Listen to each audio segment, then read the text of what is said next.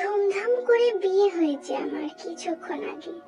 আজ আমার বাসরাত, খুব সুন্দর করে ফুল দিয়ে সাজানো হয়েছে, কিন্তু আমার ইচ্ছেতেই বিয়েটা হয়নি। মধ্যবিত্ত পরিবারের মেয়ে আমি, এক বখাটে যুবকের লালসার শিকার আমি। আমার বাবা মার গলায় ছুরি ধরে আমায় বিয়ে করেছে। এর আগে বিভিন্ন ভাবে আমায় জ্বালাতন করতো। বড়লোক বাপের ছেলেরা যেমন হয় আর কি। এ যতই ভালো লোক হোক না কেন, মানুষকে মানুষ বলে মনে করে না। আমাকে অনেকবার প্রপোজ করেছে, কিন্তু আমি তো কোনোদিন ওর গুন্ডার বউ হতে চাইনি। আমি কাইকে ভালোবাসি, জেনেও আমাকে বিয়ে করে দিয়েছে। সে কিছু সময় পর দরজা লাগানোর আওয়াজ পেলাম। বুঝলাম পশুটা আমার দিকে আসছে। একদম আমার কাছে আসবেন না বলে দিলাম। আমি তোমাকে ভালোবাসিতে। ভালোবাসার কি বোঝেন আপনারা? শুধু ভোগ করা কি ভালোবাসা? এটাই মানেন আপনারা। কিন্তু তে বলে আমার দিকে এগিয়ে আসতেছে। আমি একটা ছুরি তার দিকে ধরলাম। খবরদার আমার সামনে আসবি না। আমার সামনে আসলে আমি নিজেকে শেষ করে ফেলবো। সে আর কিছু না বলে বাইরে চলে গেল। খুব কান্না আসছে আমার।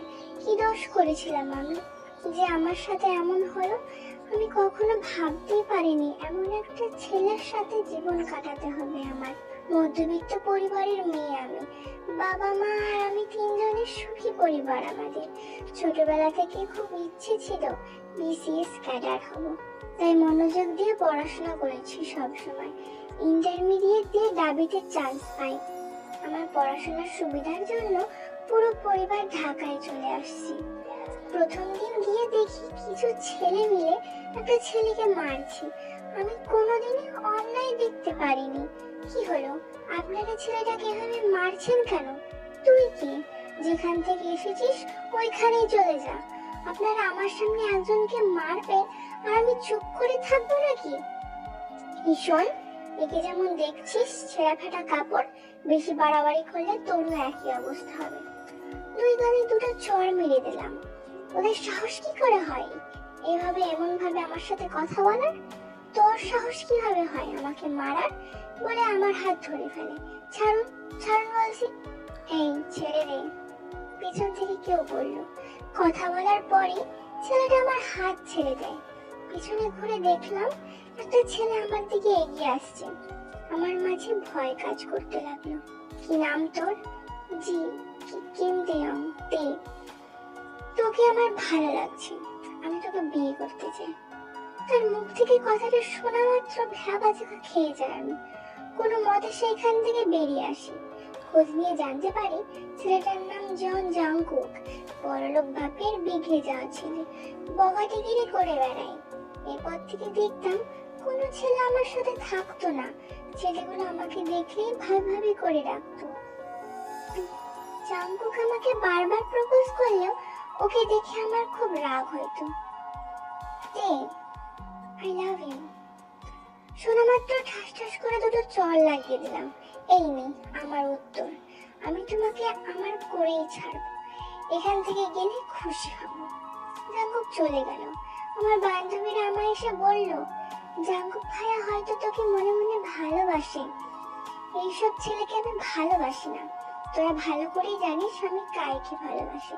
যাই হোক, আজ তুই যেটা করলি সেটা যদি অন্য কেউ করতো এতক্ষণ হয়তো কবরে শুয়ে থাকতো। দিন দিন জাংকুকের অত্যাচার মাত্রা বেড়ে গেল। ওর ভয়ে কাইও আমার সাথে বেশি সময় থাকতো না। একদিন আমাকে আর কাইকে সাথে দেখে ফেলে। সেই দিনই সন্ধ্যায় আমার বাসায় জোর করে ঢুকে পড়ে। আমার বাবা মার গলায় ছুরি ধরে বলে, তুমি যদি আমার বিয়ে না করো তাহলে তোমার বাবা মাকে আমি শেষ করে দেব। সেদিন ভয়ে বিয়ে করে ফেলি। তারপর সে তার মা বাবাকে নিয়ে আসে। আমার বাবা তার বাবার কোম্পানিতে জব করে। তারা আমাকে বউ হিসেবে মেনে নেয়, যার ফলে আজ বিয়ে হলো। কিছু না ভেবে কাইকে ফোন দিলাম। কাই, আমাকে এখান থেকে নিয়ে যাও প্লিজ। তুমি চিন্তা করো না, সময় মতো আমি তোমাকে নিয়ে যাব। কায়ের সাথে কথা বলে ফোন রাখা মাত্রই পেছনে ঘুরে দেখলাম জাঙ্কুক দাঁড়িয়ে আছে।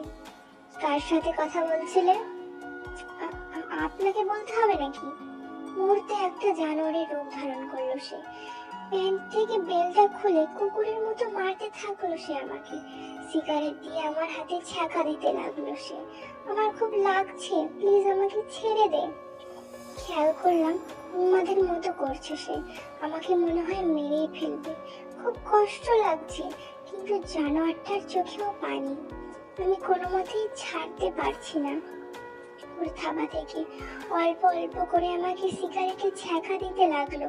প্লিজ আমায় ছেড়ে দিন, আমার খুব কষ্ট হচ্ছে। প্লিজ আমাকে ছেড়ে দিন, আমার খুব কষ্ট হচ্ছে। তোকে আগে ভাবা উচিত ছিল। আমাকে ছ্যাঁকা দিতে লাগলো আর একটা উন্মাদের মতো আচরণ করছে সে। ও আম্মু গো, বাঁচাও আমাকে, এই লোক আমায় মেরে ফেলবে, কেউ বাঁচাও আমাকে। ব্যথায় চিৎকার করতে কাঁদতে লাগলাম। ওই চুপ, একদম কথা বলবি না, বুঝেছিস? আমার কান্নার আওয়াজ শুনে আমার শাশুড়ি আর ননদ আসলো। দরজার ওপার থেকে বলল, বৌমা তোমার কি কিছু হয়েছে? তুই কাঁদছো কেন? আমি কিছু বলতে যাব তার আগে জানোয়ারটা আমার মুখ চেপে ধরে এবং আমার দিকে চোখ রাঙিয়ে সাবধান করে দেয় যেন আমি বেশি চিৎকার না করি। আমি ভয় পেয়ে চুপ হয়ে গেলাম। কই আম্মু, কিছু হয় নাই তো? মনে হয় পাশের বাসায় আবার মারামারি লাগছে। ও, বৌমা ঠিক আছে তো? মা, ও তো ঘুমোচ্ছে। ও, শাশুড়ি মা চলে যাওয়ার পর উনি আমার মুখ ছেড়ে দিলেন। আমি হাঁপ ছেড়ে বাঁচলাম। আর একটু হলেই হয়তো আগামী দিন আমাকে কবরে থাকতে হতো। উনি আমার কাছে আসতে চাইছে। খবরদার আমার কাছে আসবেন না বলে দিলাম, আমি কিন্তু নিজেকে শেষ করে দেব। বিশ্বাস করো, আমি তোমাকে খুব ভালোবাসি, 6 বছর আগে থেকে। এই লোক পুরোই সাইকো, এখন বুঝলাম। আমাদের দেখা মাত্র 3 মাস, আর এই লোক বলে কিনা 6 বছর। এমন একটা সাইকো ছেলে আমাকে 2 দিনে মেরে ফেলবে। যদি সত্যি ভালোবাসতেন তাহলে এভাবে কষ্ট দিতেন না। সরুন। কাঁদতে কাঁদতে বিছানার একপাশে গুটিসুটি মেরে ঘুমিয়ে পড়লাম। ঘুম আসছে না ব্যথায়, 2 হাত জ্বলে যাচ্ছে। চিৎকার করে কাঁদতে ইচ্ছা হচ্ছে, কিন্তু জানোয়ারটা যদি আবার মারে। একটু পর সাইকো লোকটা আবার ঘরে এলো, হাতে বরফ আর মলম নিয়ে। কিছু না বলে আমার দিকে এগিয়ে এসে আমাকে উঠিয়ে নিজের কোলে বসালো। আমি কিছু বলতে পারলাম না, এই ভয়ে যদি আবার মারে। তোমার অনেক কষ্ট লেগেছে তাই না সোনা? কাঁদছে আর বরফ লাগিয়ে বলছে। আমাদের কি কষ্ট হয় নাকি? আমি রাগ উঠিয়ে নিয়ে বললাম।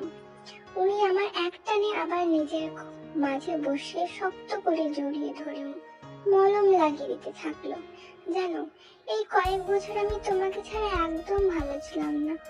সবাই আমায় সাইকো বলে, কিন্তু আমি জানি তুমি আমায় এখনো ভালোবাসো। লোকটা কি পাগল নাকি? বারবার বছরের কথা কেন বলছে? আমি তো এই লোকটাকে চিনি না। তার চোখের দিকে তাকালাম। কিছুক্ষণ আগে তার চোখে শুধু হিংস্রতা ছিল, এখন সেই চোখে শুধুই ভালোবাসা। চোখ দিয়ে খালি পানি পড়ছে তার। মনে হয় আমার কষ্ট হলে এই পশুটারও কষ্ট হয়। ম্যাজিক দেখবা, তোমার কষ্ট একেবারে শেষ হয়ে যাবে। কিভাবে? আমি কাঁদো কাঁদো হয়ে জিজ্ঞাসা করলাম। উনি কিছু না বলে আমার 2 হাতে চুমু দেয়।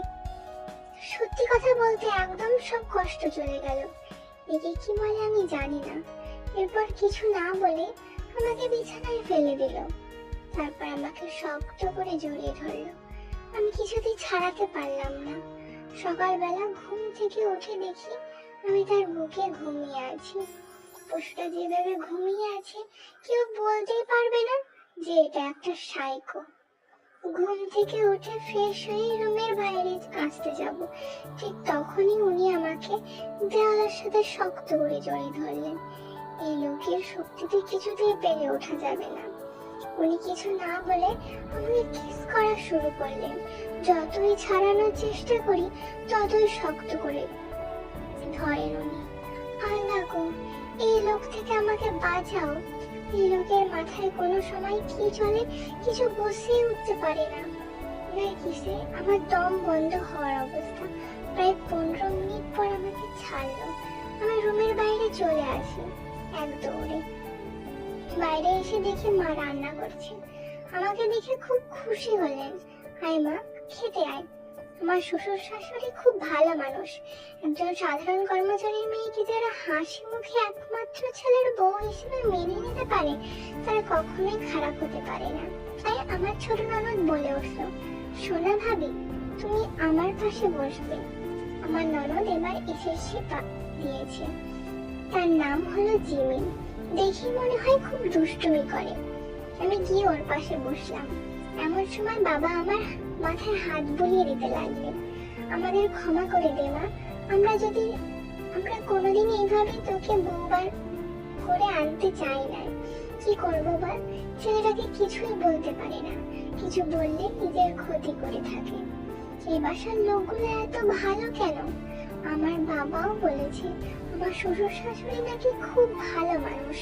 অফিসের লোকদের নাকি নিজের পরিবারের মতো আগলে রাখে। কি হলো মা, খাচ্ছিস না কেন? না মানে খাবো কি হবে, ওষুধটা তো আমার হাতটাকে পুড়িয়ে দিয়েছে। মনে মনে বললাম। ভাবি, তোমার হাতে এগুলো কি? আমার ননদ বলে উঠলো। কই দেখি মা। না কিছু না। মা জোর করে আমার হাত দেখলো। আমিও বাচ্চাদের মতো ভ্যা ভ্যা করে কেঁদে দিলাম। দেখেছো তোমার ছেলের কাণ্ড, কি করেছে মেয়েটার অবস্থা। জাঙ্কুক, এই জাঙ্কুক। বাবা হুঙ্কার ছাড়লো। কি হয়েছে বাবা? চুপ, দল্লাতে বলল। বাবা উঠেই তাকে 2 গালে ঠাস ঠাস করে দুটো চড় মেরে দিল। তুই দিন দিন জানোয়ার হয়ে যাস কেন? কি অবস্থা করেছিস মেয়েটার? মার খেয়ে উনি আমাদের সামনে আবার পাগলের মতো করতে লাগলো। মা শান্ত করতে গেলে বাবা মায়ের হাত ধরে ফেলে, কারণ এখন কি থেকে কি হয়ে ফেলবে বলা যায় না। ঘরের সব আসবাবপত্র ভেঙে চলে গেল। বাবা নতুন আসবাবপত্রের অর্ডার দিলেন। এখন আমাকে মা খাইয়ে দিতেছে। মাফ করে দে মা, আমার ছেলেটা যে কি থেকে কি করে ফেলে কিছু আজ করতে পারি না। না কি কোনো প্রবলেম আছে? 6 বছর আগে ঘটনার পর ওর মাথার সমস্যা হয়। ডাক্তার বলেছে আর যা খুশি করতে দিতে, না হলে ওকে হারিয়ে ফেলতে পারে। কি হয়েছিল ওনার 6 বছর আগে আমাকে জানতেই হবে। বিকেলে দেখি ঘরে ফিরে আসছে উনি। এসেই মার রুমে গেল। তুই মেয়েটাকে এভাবে কষ্ট দিলি কেন বাবা? ও কেন 6 বছর আগে আমাকে কষ্ট দিচ্ছে? ও তো জানতোই আমি ওকে ভালোবাসি। ও আল্লাহ, এই সাইকো আমার এই 6 বছর আগে কই পাইলো? রাতের বেলা খেয়াল করলাম লোহা গরম করে আমার দিকে এগিয়ে আসছে। চোখে আগের দিনের মতো পশুত্ব। আমি এক পা করে পিছু হয়েছি আর উনি এগিয়ে আসছে আমার দিকে। একসময় আমি দেওয়ালের সাথে লেগে গেলাম। উনি কিছু না বলে আমাকে কিস করা শুরু করলেন। কিছুক্ষণ কিস করার পর গরম সুচ হাতে নিলেন। আমি ভয়ে কেঁদে দিলাম। আমার কান্নার আওয়াজ এসে পৌঁছাচ্ছে হাসি হাসছে। প্লিজ আমাকে মারবেন না সোনা, আমি তোমাকে মারতে পারি বলো? আমি তো তোমায় ভালোবাসি, তাই না? আমার গালে হাত দিয়ে পাগলের মতো কথাগুলো বললো সে। তার পাগলামো দেখে আমি আরো ভয় পেয়ে গেলাম। যেভাবে হোক আমায় পালাতে হবে, না হলে এই জানোয়ারটা আমাকে কবরে উঠাবে শিওর। আমি পালাতে যাব, উনি আমার হাত ধরে ফেলে। তারপর উনি আমার ওড়নাটা বুক থেকে কেড়ে নিয়ে আমার হাত পাততে থাকে। প্লিজ আমাকে মারবেন না, আমাকে ছেড়ে দিন। মারবো না সোনা, আজ আমাদের একটা ভালোবাসার প্রতীক উপহার দিব তোমায়। উনি আমার হাত বেঁধে ফেললেন, তারপর আমার মুখে এক দলা কাপড় ঢুকিয়ে দিয়ে বিছানায় ফেলে দিলেন। ভয়ে আমার চোখ দিয়ে পানি পড়তে লাগলো, কিন্তু আমি চিৎকার করতে পারছিলাম না, কারণ আমার মুখ বাঁধা ছিল। কিছুক্ষণ পর গরম কিছু আমার পিঠে অনুভব করলাম, মনে হলো কেউ আমার চামড়া কেটে ফেলেছে। আমি যন্ত্রণায় ছটফট করতে লাগলাম, কিন্তু উনি কিছু মনে করলেন না। কিছুক্ষণের মাঝে আমার মনে হলো আমি জাহান্নামে চলে এসেছি। এত কষ্ট যন্ত্রণা আমি আর সহ্য করতে পারছিলাম না। আমি প্রার্থনা করতে লাগলাম আল্লাহর কাছে, যেন এই লোকটার কাছ থেকে আমার মুক্তি দেয়। কিছুক্ষণ পর জানোয়ারটা কি যেন আমার পিঠে লাগিয়ে দিল। সব কষ্ট চলে গেল অল্প সময়ের মাঝে। তারপর উনি আমার বাঁধন খুলে দিলেন। আমার চোখ দিয়ে পানি ঝরছে, কিন্তু ভয়ে কাঁদতে পারছি না।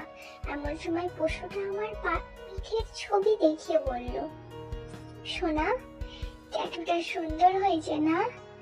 এটা আমার আর তোমার ভালোবাসার প্রতীক। আমি কিছু না বলে ভয়ে ভয়ে মাথা নাড়ালাম। উনি আমাকে নিজের বাহুডোরে জড়িয়ে ধরে বলল, আমি জানি সোনা, তোমার অনেক কষ্ট হয়েছে, এই দেখো আমিও করেছি। বলে উনি আমাকে ওনার বুকে করা ট্যাটুটা দেখালো। সেখানে খুব ভালোভাবে লেখা আছে একটা লাভের মাঝে আমাদের দুইজনের নাম। উনি আমার শক্ত করে জড়িয়ে ধরলেন। আমি ওনার বুকের মাঝে শুয়ে ভাবতে লাগলাম, সাইকোটাকে আমি খুন করব, বা হলে এই আমায় খুন করবে। এমন সময় বিদ্যুৎ চমকায়। আমি ভয় পেয়ে ওনাকে শক্ত করে জড়িয়ে ধরলাম। উনি পরম আদরে আমাকে তার ভালোবাসা শহরে নিয়ে গেলেন। ভালোবাসে উনি, কিন্তু এত কষ্ট দেয় কেন? আমাকে কিছুক্ষণ আগে কত কষ্ট দিল, আর এখন আদরে ভরিয়ে দিচ্ছে আমায়। আমি ইচ্ছা করে বাঁধতে পারছি না তাকে। আমি আমার কাণ্ডজ্ঞান হারিয়ে ফেললাম, পাগলের মতো আদর করতে লাগলাম।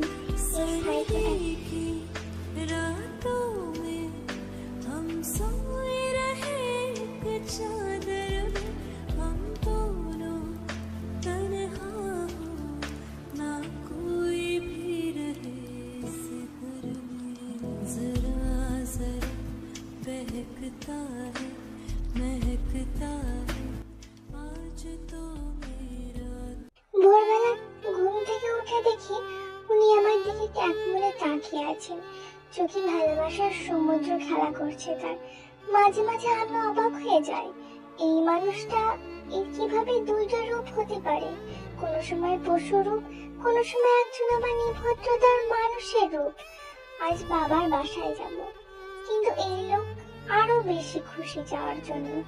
বাবার বাসায় গিয়ে খুন করে পালাবো এই লোকটাকে। আমাকে কষ্ট দেওয়া সব পাই পাই করে বুঝিয়ে দেব। ওনাকে দেখলে ভয় আমার আত্মা কেঁপে ওঠে। কিছুক্ষণ পর রুমে আসলো, পিছনে কিছু একটা আছে। ভয়ে আমি চোখ বন্ধ করে ফেললাম। সোনা, এই নাও শাড়িটা, পরে নাও। যাক, বাঁচা গেল। আমি ভেবেছিলাম নতুন কোনো অত্যাচার করবে আবার। কি হলো, জলদি পরো, আমি তোমার শাড়ি পরা দেখবো। আসলে আমি শাড়ি পরতে পারি না, মাথা নিচু করে বললাম। উনি আমার কোমর জড়িয়ে ধরে আমার কপালে আলতো করে চুমু দিল। দাও, আমি পরিয়ে দিই। উনি নিজ হাতে আমার শাড়ি পরিয়ে দিতেছে। আমি হাবলার মতো তাকিয়ে আছি। এরপর আমার সাজিয়ে দিল। বাবার বাসা আসার সময় শ্বশুর আব্বা ওনাকে কিছু খামার চাবি দিল। বাবার বাসায় আসলাম কিছুক্ষণের মাঝে। আসলে আমার ভাড়া বাড়িতে থাকতাম একটা ফ্ল্যাটে। উনি এসে বাবাকে খাম দুইটা আর চাবি দিল। বাবা চিঠিটা পড়ে চোখ দিয়ে 2 ফোঁটা পানি গড়িয়ে পড়ল। আমি চিঠিটা নিয়ে পড়তে লাগলাম। প্রিয় বন্ধু, সবাই জানে তুই আমার কর্মচারী, কিন্তু আমরা তো জানি আমরা কত ভালো বন্ধু। তোকে অনেকবার বলেছিলাম আমার জিএম হতে, কিন্তু তুই হলি না। আজ তোকে আমার এমডি করলাম। ভাবিস না তোর মেয়ে আমার বৌমা হয়েছে বলে করেছি, এটা তোর প্রাপ্য রে ভাই। অনেকদিন থেকে ইচ্ছা ছিল তোর মেয়েকে আমার মেয়ে বানাবো, কিন্তু তার আগে আমার ছেলে তোর মেয়েকে আমার মেয়ে বানিয়ে দিল। তুই আমার ছেলের ওপর রাগ করিস না রে, ও খুব ভালো ছেলে, খালি একটু পাগলামি করে। ইতি, তোর বন্ধু। চিঠিটা পড়ে এই পরিবারের প্রতি সম্মান আমার আরো বেড়ে গেল। এমডি হয় বাবাকে একটি বাংলো আর 2টা কার গিফট করেছে বাবা। এখন আমি প্রতিশোধ নেব। রান্নায় ঝাল দিয়ে দিলাম, সেই রকম। কি করছিস কি? ছেলেটা তো ঝালে মরে যাবে। চুপ থাকো তো। হি হি। খেতে দিলাম রাতে। উনি খাচ্ছেন আর করুণ ভাবে আমার দিকে তাকাচ্ছে। দেখে বোঝা যায় খুব কষ্ট হচ্ছে তার। তার এমন চেহারা দেখে আমারই বুকের ভেতরে মজুর দিয়ে উঠলো। উনি খেয়ে রুমে চলে গেল। রুমে গিয়ে দেখি কষ্টে লাফাচ্ছে, ঝালে চোখ মুখ লাল হয়ে গেছে, শাসাতে কান ক্লান্ত হয়ে গেছে। আমি কিছু না বলে ওনার সামনে গিয়ে দাঁড়ালাম। তারপরে ওনার গলা ধরে ওনার ঠোঁটে ঠোঁট ডুবিয়ে দিলাম। উনি খুব জোর করে আমায় জড়িয়ে ধরলেন। আমায় কিছুক্ষণের মাঝে আবারও ভালোবাসায় ডুবে গেলাম। উনি ঘুমিয়ে গেছে, আমি ওনার মুখে মাথা রাখলাম। কিছুক্ষণ পর কায়ের মেসেজ আসলো, প্ল্যান সব রেডি তো সোনা? ওকে। এখন আমি লোকটার বুকের মাঝে ঘুমিয়ে আছি। আগামীকাল দেখা করবে সোনা। কোথায়? পাতাকড়ি পার্ক। ওকে। আমার বর আমাকে আরো শক্ত করে জড়িয়ে ধরলো। আমি ওর চুলে হাত বুলিয়ে দিতে লাগলাম। ঘুমের মাঝে বলতেছে, আমাকে ছেড়ে যেও না প্লিজ দে, আমি তোমাকে অনেক ভালোবাসি দে। ওর কথা শুনে যেন অন্য একটা টান অনুভব করলাম। কখন যে সাইকো লোকটাকে ভালোবেসে ফেলেছি নিজেও জানি না। আমি ওনাকে আমার বুকের মাঝে জড়িয়ে ধরলাম। উনি ঘুমের মাঝে আমায় জড়িয়ে ধরে আছে। সকাল হয়ে গিয়েছে, বাসায় মা ছাড়া কেউ নেই। জাঙ্কুকও ঘুমিয়ে গেছে। আমি মাকে মিথ্যা বলে বেরিয়ে পড়লাম কায়ের সাথে দেখা করার জন্য। গিয়ে দেখি কায়ে আমার জন্য অপেক্ষা করছে।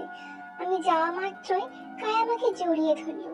আমি এক ধাক্কায় ওকে সরিয়ে দিলাম। উফ কাই, ছাড়ো তো, ভাল লাগে না এসব। ওকে বাবা, ঠিক আছে। কি প্ল্যান করলে? এই নাও গান। এটা দিয়ে ওই সাইকো লোকটাকে খুন করে টাকা পয়সা সব নিয়ে চলে আসবে। তারপর আমরা পালিয়ে যাব অনেক দূরে। ওকে, ঠিক আছে, বাই। কায়ের সাথে দেখা করে চলে আসলাম বাড়ি। এসে দেখি জাঙ্কুক রেগে আছে। ভয়ে আমার জান শেষ। আবার যদি মারে। কোথায় গিয়েছিলে? কোনো জায়গা না তো, একটু ঘুরতে গিয়েছিলাম। দোকানে দুটো চড় মেরে দিল ঠাস ঠাস করে। কি মনে করো কি নিজেকে? যাওয়ার আগে একবার আমার অনুমতি নেওয়ার প্রয়োজন করোনি কেন? সরি সোনা, আর হবে না। ওর গলা জড়িয়ে ধরে বললাম, না আমি রাগ করেছি। কি করতে হবে বলো আমার বরের রাগ ভাঙাতে? ও কিছু না। আরে বলো না। ও আর কিছু না বলে আমাকে বিছানায় ফেলে দিল। তারপর আমার উপর উঠলো। যা চাবো তাই দিবে তো? বলো সোনা, কি লাগবে? তোমার ওই গোলাপি ঠোঁট খাবো। যাও, দুষ্টু সাইকো একটা। জাঙ্কুক আর কিছু না বলে ওর ঠোঁট আমার ঠোঁটের মধ্যে ডুবিয়ে দিল। আমি আমার স্বামীর আদর উপভোগ করতে লাগলাম। কিছুক্ষণ পর আমার শাড়ি খুলতে লাগলো। আমি আর ওকে বাধা দিলাম না। আমাকে ভালোবাসায় ভরিয়ে দিচ্ছে ওই। তুমি এত সুন্দর কেন গো? ওর কথায় আমি লজ্জায় লাল হয়ে গেলাম। ও আমার বুকের মাঝে জড়িয়ে নিয়ে বলল, তুমি আমায় কখনো ছেড়ে যেও না। তুমি যদি আমায় ছেড়ে চলে যাও তবে আমি মরে যাবো তে। এইবার আমি রেগে উঠলাম। ওর বুকের ওপর থেকে উঠে একটা ছুরি ওর গলায় ধরলাম। আর একবার যদি মরার কথা বলেছো তাহলে তোমার গলায় চালিয়ে দেবো এটা, সাইকো ছেলে একটা। আর বলবো না। ওই দেখো টিকটিকি। আমি ভয়ে ছুরি ফেলে দিলাম। ওই সুযোগ মতো আমার ওর নিচে ফেলে দিল, দিয়ে আমার উপর উঠলো। তারপর আমাকে ওর ভালোবাসা আক্রমণ শুরু করে দিল। আমিও পাল্টা আক্রমণ করলাম। ওর প্রতিটা স্পর্শে আমি শিহরিত হয়ে উঠছিলাম। বাবার বাসায় দিনগুলো অনেকটা হানিমুনের মতো কাটলো। ও প্রতি রাতে আমাকে অত্যাচার করতো, কিন্তু তারপরেও আবার আমাকে অনেক ভালোবাসতো। সত্যি বলতে ওর অত্যাচারের প্রেমে পড়ে গিয়েছিলাম আমি। কিছুদিন পর চলে আসলাম বাসায়। আমার বর খালি আমাকে আদর করে, আমারও ভালো লাগে। কোন বই বা চাই না তার বরের ভালোবাসা পেতে। কিন্তু আমি আমার প্ল্যান ভুলে যাইনি। রান্নাঘরে রান্না করছিলাম, এমন সময়ও পেছন থেকে জড়িয়ে ধরলো, আমাকে চুমু খেতে শুরু করলো। এই কি করছেন কি? আমার সোনা বউকে আদর করছি। হয়েছে হয়েছে, যাও আমি খাবার নিয়ে আসছি। তারপর আমার ঠোঁট ভিজিয়ে দিয়ে চলে গেল পাগলটা। আজ প্ল্যানটা সাকসেসফুল করব। সকালে উঠে রেডি হয়ে নিলাম। জাঙ্কু ঘুমোচ্ছে। আমি ওর কপালে চুমু দিয়ে বললাম, আমাকে মাফ করে দাও সোনা, আজকের পর হয়তো আর দেখা হবে না। শেষবারের মতো ওকে বুকে জড়িয়ে ধরে বেরিয়ে পড়লাম। জানি না যে কাজে যাচ্ছি বেঁচে ফিরতে পারবো কিনা। যাওয়ার আগে পুলিশকে ফোন দিলাম। আসলে আমি একজন গোয়েন্দা, টাকা পয়সা কিছুই নিইনি, শুধু কায়ের দেওয়া গানটা নিয়েছি। কায়ের কাছে যেতে কাই জিজ্ঞাসা করলো, টাকা পয়সা কই এনেছো? টাকা পয়সা জানি না, কিন্তু তুমি আমার হাতে বাঁচবে না কাই, বলে ওর দিকে গান ধরলাম। তে কি বলছো কি তুমি এসব? চুপ থাক। তুই কি মনে করছিস তোর কারণে আমি আমার স্বামীর ক্ষতি করব? তোকে ভালো করেই চিনি, তোকে ধরার জন্যই এই প্ল্যান আমার। ও ওই দেখো জাঙ্কুক। জাঙ্কুক এখানে কিভাবে আসবে? আমি পিছু ঘুরতে আমার হাত থেকে ছো মেরে গানটা নিয়ে নিল কাই। যখন পরিচয় জেনেই গেছো তখন তোমার আর বেঁচে থেকে লাভ নেই সোনা। আমি ভয়ে চোখ বন্ধ করে ফেললাম। গুলির আওয়াজ পেলাম। চোখ খুলে দেখি আমার সামনে নিথর হয়ে পড়ে আছে জাঙ্কুক। ওর বুক থেকে রক্ত ঝরছে। মুচকি হেসে বুকে হাত দিয়ে লাভ শেপ করা আছে। আরেকটি গুলির আওয়াজ পেলাম। পুলিশ গুলিটা করেছে।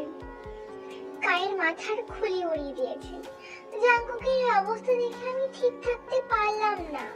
ওকে আমার কোলে নিয়ে হাউমাউ করে কাঁদতে লাগলাম। কেন করলে এমন আমার সাথে? আমাকে কেন করলে? কেন নিজের এই অবস্থা করলে? আমি তোমায় ভালোবাসি গো। তোমায় কিভাবে মরতে দিতে পারি বলো? আমিও ভালোবাসি তোমায়। আমার একটা কথা রাখবে? আমায় একবার তোমার বুকে জড়িয়ে নেবে? আমি কিছু না বলে ওকে আমার বুকের মাঝে জড়িয়ে নিলাম। কিছুক্ষণ পরও হাত পা ছেড়ে দিল।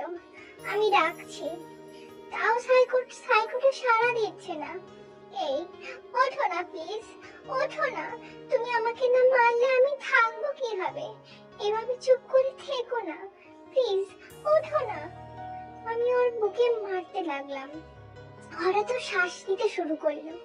আমি ওকে মেডিকেলে নিয়ে গেলাম। ফোন করে সবাইকে ডাকলাম। ওকে আইসিইউতে নেওয়া হয়েছে। কিছুক্ষণ পর ডাক্তার এসে বলল, দেখুন ওনাকে আমরা বাঁচাতে পারবো না। ওনার হাত বরাবর গুলিটা লেগেছে, তাছাড়া প্রচুর রক্তক্ষরণ হয়েছে। আপনারা পারলে ওনাকে বিদেশে নিয়ে যান। ডাক্তারের কথা শুনে আমি কান্নায় ভেঙে পড়লাম। আমার কারণে আজ ওর এই অবস্থা। কিছু সময় পর একটা মেয়েকে দেখে আমি আটকে গেলাম। আমি কি স্বপ্ন দেখছি? এ কি করে সম্ভব? আমার মনে এখন অনেক প্রশ্ন। আমি ভুল দেখছি না তো? এ কি করে সম্ভব? এ তো সেই মেয়ে যাকে জাঙ্কুক ভালোবাসতো। কিন্তু মা তো বলেছিল মেয়েটি মারা গেছে। মেয়েটির সাথে আরেকটি লোক, আরেকটি বাচ্চাও আছে। লোকটি মায়ের সাথে কথা বলছে। আমি তাদের সামনে গেলাম। লোকটি মাকে বলছে, আর কতদিন মামুনি আমি তোমাদেরকে ছেড়ে, পরিবার ছেড়ে বিদেশে মাটিতে পড়ে থাকবো? যতদিন তোর ছোট ভাই না সুস্থ হয় ততদিন থাকতে হবে সোনা। কিন্তু মা, আমাদের যে বিদেশে থাকতে ভালো লাগে না। আর আপনাদের নাতিও আপনাদের জন্য খালি কান্না করে। আমি কিছুই বুঝতে পারছি না। লোকটা মাকে মামুনি কেন ডাকছে? আমি মাকে জিজ্ঞাসা করলাম, মা এনারা কে? তে এ হলো আমার বড় ছেলে ইয়নহু, আর এ হলো আয়ু, ইয়নহুর বউ। কিন্তু মা, আপনি তো বলেছিলেন এই আপুকে জাংকুক। ঠিকই বলেছিলাম, আয়ুকে জাংকুক ভালোবাসতো। মা, আমি তো কিছু বুঝতেই পারছি না। জাংকুক আয়ুকে অনেক ভালোবাসতো, কিন্তু কোনোদিন বলতে পারেনি। ইয়নহু যেদিন আয়ুকে বউ করে নিয়ে আসে, তখন জাংকুক এটা সহ্য করতে পারে নাই। ও রাগ করে বাসা থেকে চলে যায়। কিন্তু রাস্তায় ওর অ্যাক্সিডেন্ট হয়। মাথায় আঘাত পাওয়ার কারণে ওই পাগল হয়ে যায়। ইয়নহু আর আয়ুকে বারবার খুন করতে আসতো। ডাক্তারকে বললে ডাক্তার বলল, যতদিন না এদের দুজনকে মারতে পারবে ততদিন ওর পাগলামো যাবে না। তাই তোমার বাবা ইয়নহু আর আয়ুকে আমরা আমেরিকা পাঠিয়ে দিই, আর জাংকুককে এটা বোঝাই যে ওরা মারা গেছে। এখন আমার কাছে সব পরিষ্কার। আমার বড়ি ছোটবেলা থেকে মাথার প্রবলেম ছিল, কিন্তু অ্যাক্সিডেন্টের পর থেকে তার পাগলামোটা বেড়ে যায়। ওর ছোটবেলায় একটি রোগ হয়, যার সাইড এফেক্ট ওর ব্রেনে পড়ে, তাই ছোটবেলা থেকে এমন করে। আমি পুরোই অবাক। ইয়নহু ভাই একমাত্র ভাইয়ের ভালোর জন্য নিজের পরিবার থেকে এত দূরে। আমি ভাবছি এমন সময় আয়ু আপু আমার হাত ধরলো। জানো বোন, আমি জাংকুকের চেয়ে গনে গনে 5 বছরের বড়। সবসময় ওকে ছোট ভাইয়ের নজরে দেখতাম। ও সবসময় আমার সাথে থাকতো। ভাই না থাকায় আমি ওকে নিজের ভাই হিসেবে মেনে নিয়েছিলাম।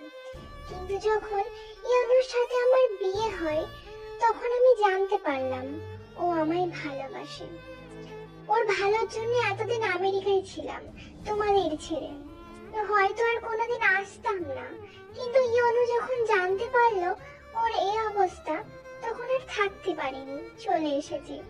কথাগুলো বলে উনি কাঁদতে লাগলো। আমি কি বলে আপুকে সান্ত্বনা দেব ভেবে পেলাম না। কাঁদবেন না আপু, সব ঠিক হয়ে যাবে। জানো, তোমার ইয়নহু ভাইয়া প্রতিদিন কাঁদে তার ভাইয়ের জন্য। সব ঠিক হয়ে যাবে আপু। এমন সময় ডাক্তার এসে বলল, আপনাদের জন্য সুখবর আছে। কি হয়েছে ডাক্তার? আসলে ওনার হার্ট নষ্ট হয়ে গেছিল, কিন্তু একজন ব্যক্তি মরার আগে তার হার্ট দান করে দিয়েছে। আল্লাহর রহমতে অপারেশনের পরে উনি সুস্থ হয়ে যাবে। ডাক্তারের কথা শুনে আমাদের সবার চোখে সুখের পানি এলো। আমি আয়ু আপুকে জড়িয়ে ধরে কেঁদে দিলাম। এখন জাংকুক অনেকটা সুস্থ। এই কয়েকদিনে আমাদের কারোর সাথে দেখা করতে দেয়নি, আজ দেখা করতে দিবে। আমি কেবিনে ঢুকে দেখলাম ও আমার দিকে তাকিয়ে মিটি মিটি হাসছে। আমি ওর পাশে বসা মাত্রই আমার হাত ধরে বলল, আই লাভ ইউ। এমন করে বলছে আমি মনে হচ্ছে তোমাকে ভালোবাসি না, বলে ওর মাথায় হাত বুলিয়ে দিতে লাগলাম। এমন সময় মা বাবা সবাই আসলেন। ও সবার সাথে কথা বলতে লাগলো। এমন সময় চিৎকার দিয়ে বলল, তে ইয়নহু ভাইয়া। ওর কথা শুনে দরজার আড়াল থেকে ইয়নহু ভাইয়া চলে যেতে লাগলো। যাস না ভাইয়া, তুই বেঁচে আছিস জানলে কবে তোদের কাছে আমার অপরাধের ক্ষমা চেয়ে নিতাম। ইয়নহু ভাইয়া দৌড়ে এসে ওকে বুকে জড়িয়ে ধরলো। দুই ভাই একে অপরকে জড়িয়ে ধরে কাঁদছে। আই এম সরি ভাইয়া, প্লিজ মাফ করে দাও। চুপ, আর একটা কথাও বলবি না। দরজার ওই পাশে আয়ু আপু কাঁদছে তার ছেলেকে কোলে নিয়ে। জাংকুক আয়ু আপুকে ডাক দিল, আপু আমার কাছে আসবি না? আয়ু আপু ওর কাছে গেল। আমায় মাফ করে দে আপু, প্রথমে ভুলটা বুঝিনি, কিন্তু যখন বুঝলাম তোরা ছিলি না। এই অপরাধ ভুল আমার 6 বছর কুড়ে কুড়ে খেয়েছে। আই এম সরি আপু। না ভাই, এইসব বলে না। আমি তোকে ভাবি বলবো না, আপু বলেই ডাকবো। আচ্ছা ডাকিস। এখন থেকে আমরা সবাই মিলে একসাথে থাকবো, আর কোনো সাইকোগিরি করবো না। তার মানে তুমি? সরি তে, আমি ইচ্ছা করে অমন করতাম। তুই আগে বাসায় চল, তখন তোর মজা দেখাচ্ছি। আমাদের কথা শুনে সবাই হেসে দিল। ইয়নহু ভাইয়া বলল, বাসায় গিয়ে জাঙ্কুক আর দের আবার বিয়ে দেবে। আমিও বিয়ে করবো, পিচ্চি দুহানটা বলল। ও মা, তাই? কাকে বিয়ে করবে সোনা? কোলে নিয়ে কথাটা বলল। কেন তোমাকে? তুমি দেখতে কত কিউট। মা উম্মা সোনা, এখন বিছানায় বসে আছে। একটু আগে বিয়ে হয়েছে। আগের বাসর রাতে সিগারেটের ঝাঁকা দিচ্ছিল। এবার কি দেয় আল্লাহ জানে। একটু পর আমার সাইকো বর আসলো। আমি উঠে তাকে সালাম করলাম। উনি আমাকে নিজের বুকের সাথে জড়িয়ে ধরলো। এই খবরদার ছবি না আমাকে। কিন্তু কেন বাবু? আমার কতগুলো ডিমান্ড আছে। কি কি শুনি? ইয়নু ভাইয়ের সাথে অফিসে যেতে হবে। বখারদের সাথে ঘোরাফেরা করা যাবে না। আরেকটা কি? আমার লজ্জা লাগে। কি বলো না গো?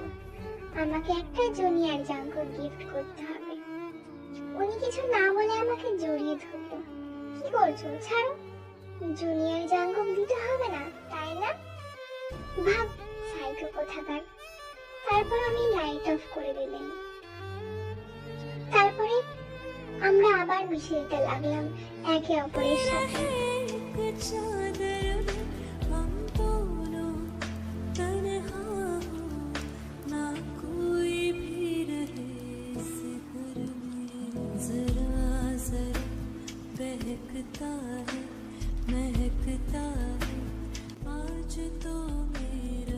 কেবিনে শুয়ে আছি। আমার পাশে শুয়ে আছে আমার ছোট্ট একটি মেয়ে। উফ, আমার মেয়েটা কত কিউট হয়েছে। জাঙ্কুক এসে ওকে কোলে তুলে নিল। দেখো কত কিউট হয়েছে আমাদের মেয়ে। তুই কোনো কথা বলবি না। একটা ছেড়ে দেওয়ার মুরত নাই, তার আবার পিঠ দেখাতে আসছে। ও কিছু না বলে আমার কপালে চুমু দিল। এমন সময় ইয়োনো ভাইয়া বলে উঠল, আমরাও আছি ভাই। আমরা দুজনেই লজ্জা পেলাম। সবাই মিলে এখন আমাদের সুখী পরিবার। মেয়ের নাম রেখেছি তেকুকি। আমাদের মেয়ে তেকুকি এখন কিছুটা কথা বলতে শিখেছে। মাম্মা, পাপা, ভাইয়া। তেকুকি তো এখন দুহান ভাইয়া বলতে অজ্ঞান। সারাক্ষণ ভাইয়ার সাথে থাকে। ভাইয়া যা বলে তাই করে। এসব নিয়ে আমাদের এখন সুখী পরিবার। সো হ্যালো আর্মি, ভিডিওটি যদি ভালো লেগে থাকে তো please like, comment, share and subscribe. আনিয়ং।